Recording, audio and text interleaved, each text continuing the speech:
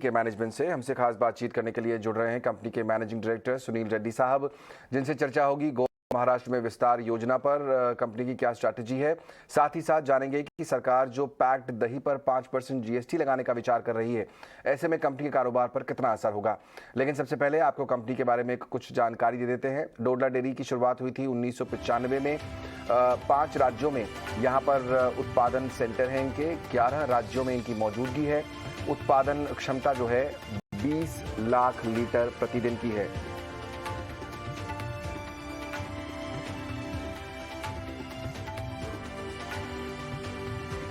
फिलहाल हम यहाँ पर शामिल करते हैं चर्चा में डोडला डेयरी के मैनेजिंग डायरेक्टर हमारे साथ सुनील रेड्डी साहब बने हुए हैं। रेड्डी साहब, बहुत शुक्रिया आईटी नाउ स्वदेश को समय देने के लिए। सबसे पहले तो आपसे जानना चाहेंगे कि जो अलग अलग प्रोडक्ट्स हैं आपके, चाहे वो दही है या लस्सी है, काफ़ी बड़ा आपका पोर्टफोलियो है। किस तरह के रेवेन्यूज़ अलग अलग प्रोडक्ट से इस समय कंपनी को मिल रहे हैं, और अभी जो चर्चा चल रही है कि सरकार 5% जीएसटी लगा देगी, उससे किस तरह का इम्पैक्ट आपके ऊपर पड़ेगा?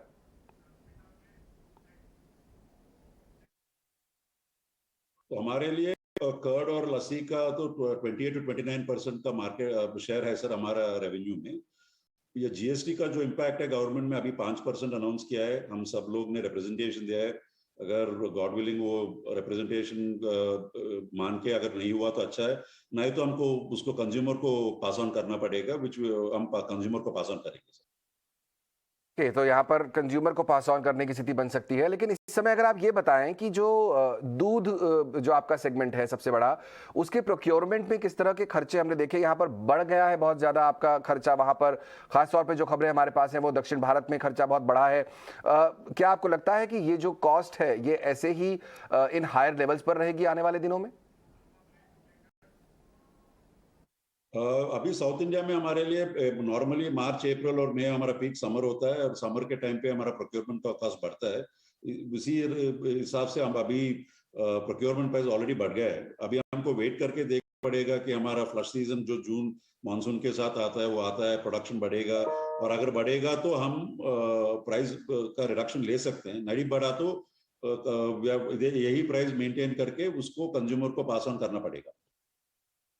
ओके, 5 से 8% तक तो हम देख रहे हैं। कई जो है डेयरी कंपनीज हैं, उन्होंने पिछले 2 साल में दाम बढ़ाए हैं। किस तरह के दाम बढ़ाने की स्थिति आपने भी बोला यहाँ पर कि आपको कंज्यूमर को पास ऑन करना पड़ेगा, जो एक्सपेंस आपका बढ़ेगा वो कितने प्राइस हाइक हम देख सकते हैं आने वाले समय में, किस स्तर तक का? वही जैसे मैंने बोला सब, ये सब सीजन के ऊपर डिपेंडेंट है। अगर प्रोक्योरमेंट का प्राइसेस कम हो गया तो नहीं, अगर प्रोक्योरमेंट का प्राइसेस वैसे ही रहेंगे तो बड़ा पास ऑन करना पड़ेगा कस्टमर को, वो बढ़ना चाहिए। ये जो पहला का प्राइस इंक्रीज हुआ वो इन्फ्लेशनरी जो फ्यूल पैकेजिंग उन सब का होता था, उसी हिसाब से हमने प्राइस इंक्रीज लिया था। अभी प्रोक्योरमेंट को करना पड़ेगा। ओके, इस समय अगर आपका रेवेन्यू ब्रेकअप देखें, उसमें जो वैल्यू एडेड प्रोडक्ट्स हैं उनका कितना योगदान है, और अभी जो आपके अलग अलग प्रोडक्ट हैं, टोटल प्रोडक्ट मिक्स जो है वो किस तरह का है आपका? सो वैल्यू एडेड का प्रोफाइल हमारे लिए मेजरली कर्ड, घी, ये सब इंडियन प्रोडक्ट्स से होता है सर, पनीर, फ्लेवर्ड मिल्क जैसा। हमारा वो वैल्यू एडेड प्रोफाइल तो बढ़ता जा रहा है साल साल में। वो 2 ड्राइवर से होता है। एक कन्वीनियंस के हिसाब से होता है, इकोनॉमी बढ़ रहा है, लोगों को बहुत बिजी हो रहे हैं तो कन्वीनियंस के हिसाब से प्रोडक्ट्स ले रहे हैं, तो वो तो बढ़ेगा ही, वो इंडियन प्रोडक्ट्स हमारे हिसाब से बढ़ेगा। कंपटीशन के हिसाब से लेने से D2C जो है, आई थिंक ज्यादातर लोग उसमें वैल्यू एडेड मिल्क बेच रहे हैं, हाई प्रीमियमाइज मिल्क जो बेच रहे हैं। अब उसके अलावा हम भी हैं सब प्लेटफॉर्म्स पे, हम भी रजिस्टर होते हैं, ऑनलाइन डिलीवरी के लिए करते हैं। मिल्क डिलीवरी सी में थोड़ा सा दिक्कत है क्योंकि प्राइस बैठता नहीं है, डिलीवरी कॉस्ट सब मिला के। इसीलिए हमारा ओल्ड जो डिलीवरी चैनल है, जो दूध वाला आकर आपको घर में देता है, वो डिलीवरी कॉस्ट अभी तक चीपर हो रहा है, इसीलिए हम वो अभी चल रहा है। आने वाले दिन में देखेंगे सब, अगर कॉस्ट मैच हो रहा है तो हम भी D2C में कर सकते हैं, वो उसमें दिक्कत नहीं है। बट ग्रोथ स्ट्रैटेजी होगा कि वैल्यू एडेड का जो है उतना रैडिकली बढ़ेगा नहीं, बट हर साल बढ़ता जा रहा है, 2-3% बढ़ता जा रहा है, उसी हिसाब से जाएगा, आगे जाने में होगा। करेक्ट। आपके ग्रोथ स्ट्रैटेजी को ही आगे बढ़ाते हुए मैं सवाल पूछना चाहूंगा। आपने हाल ही में श्री कृष्णा मिल्क्स को एक्वायर किया है, कर्नाटका की कंपनी जो है। किस तरह की सिनर्जीज आप देखते हैं? 50 करोड़ रुपए शायद आपने खर्च किए हैं इस पे। क्या आपको लगता है कि जो आपने ये एक्विजिशन किया है उससे आपकी प्रोसेसिंग कैपेबिलिटीज जो हैं वो बढ़ जाएंगी यहाँ से? तो ये एक्विजिशन करने के बाद हमारा total milk processing capacity 20 lakh litre per day होगा sir. 20 lakh litres per day. हमारा ये एक्विजिशन है क्योंकि हमारा सिनर्जी में देखेंगे तो हम नॉर्दर्न कर्नाटका में हमारा एक प्लांट था कोप्पल में, वहां से सदर्न कर्नाटका तक केटर कर रहे थे। अभी जो हम लिया है ये प्लांट हमको सदर्न कर्नाटका, वो साउथ कन्नड़ा डिस्ट्रिक्ट और हमारा गोवा तक एक्सेस दे रहा है। वो गोवा नया मार्केट होगा हमारे लिए। तो गोवा में अभी एक्सेस मिल गया तो हम वहां भी कॉन्सेंट्रेट करेंगे। तो ये न्यू एरिया होगा हमारे लिए, गोवा और south Kannada. Plus existing areas में भी वो सपोर्ट कर सकता है, हुबली जैसा है तो वहां भी सपोर्ट हो रहा है। That is why we think that ये बहुत अच्छा सिनर्जी है हमारे लिए, बहुत अच्छा एसेट है, बढ़िया एसेट है। और हम वेरी कॉन्फिडेंट दैट 1-2 साल में we can also show you the results. Correct. Mister Reddy, ये भी समझना चाहेंगे, आपने भी जो अभी कहा कि गोवा की तरफ भी आपका रुझान बढ़ रहा है, वहां पर भी फायदा होगा ये जो नया आपने एक्विजिशन किया है उससे। अभी जो एक्सपेंशन प्लान कंपनी ने बनाया है, आपका फोकस ब्रॉडली कहाँ है? आप जहां पर मार्केट्स, जिन मार्केट्स में आप ऑलरेडी प्रेजेंट हैं वहां पर आप पेनिट्रेशन बढ़ाएंगे या नए मार्केट्स की तरफ आप बढ़ना चाह रहे हैं अभी?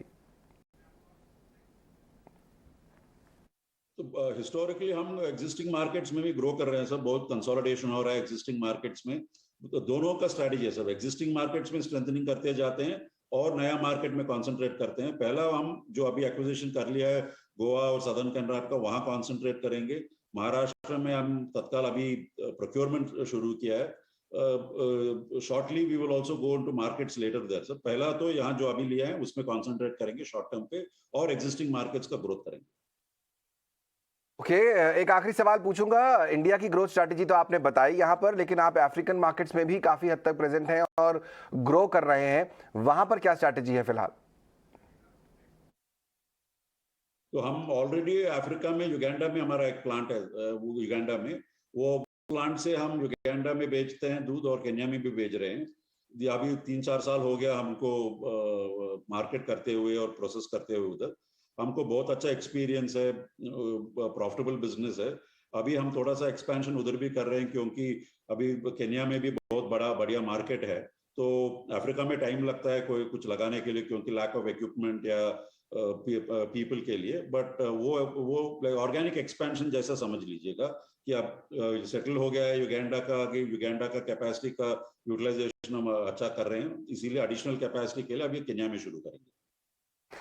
बहुत बहुत शुक्रिया मिस्टर रेड्डी, समय निकालकर आज ईटी नाउ स्वदेश से बातचीत करने के लिए। डोडला डेयरी के टॉप मैनेजमेंट यहाँ पर आपको बताते हुए किस तरह कंपनी का प्लान है, जो एक्विजिशन किया है उससे किस तरह की ग्रोथ मिलेगी और अब महाराष्ट्र, गोवा जैसे एरियाज में भी ये बढ़ने की तैयारी कर रहे हैं।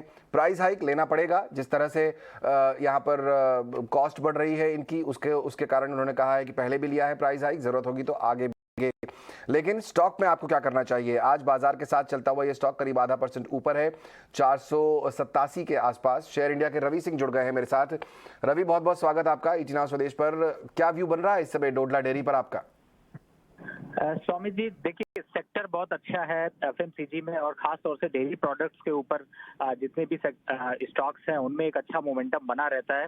इस स्टॉक में एक सेट ऑफ इन्वेस्टर जो है वो इन्वेस्ट ज्यादा करते हैं और इसीलिए थोड़ा सा लो वॉल्यूम के साथ ये स्टॉक ट्रेड होता है। लेकिन जहां पर फंडामेंटल की बात करें और जो डिटेल्स अभी कंपनी से आपने इतने बढ़िया तरीके से निकाली है कि आम इन्वेस्टर को भी समझ में आ जाता है कि आगे कंपनी का इंटरेस्ट कहां पर है। और कंपनी ने जिस तरीके से इंटरेस्ट बताया कि उनका महाराष्ट्र में इंटरेस्ट है, और दूसरी तरफ अगर ओवरऑल सेगमेंट की बात करें तो कॉस्ट को लेकर के रेशियो काफी अच्छा है। यानी कि अगर मार्केट कैप देखिए 2900 करोड़ के करीब का मार्केट कैप है, 40 से 45 करोड़ के करीब की प्रॉफिटेबिलिटी है आफ्टर टैक्स, तो वो रेशियो अच्छा है। लेकिन सेट ऑफ जब चूंकि इन्वेस्टर की मैं बात कर रहा हूं तो यहाँ पर जो अपसाइड के प्राइसेस हैं, जैसे पहले 674 का हाई दिखा चुका है, अभी 484 के पास चल रहा है। मुझे लगता है कि अगर लॉन्ग टर्म या शॉर्ट टर्म इन्वेस्टर थोड़ी स्ट्रैटेजी बनाना चाहते हैं तो दो तरीके की रणनीति अपना सकते हैं। पहला कि अपसाइड का मोमेंटम में ये 500-520 के आसपास आके स्टॉक थोड़ा सा थकता हुआ सा नजर आएगा।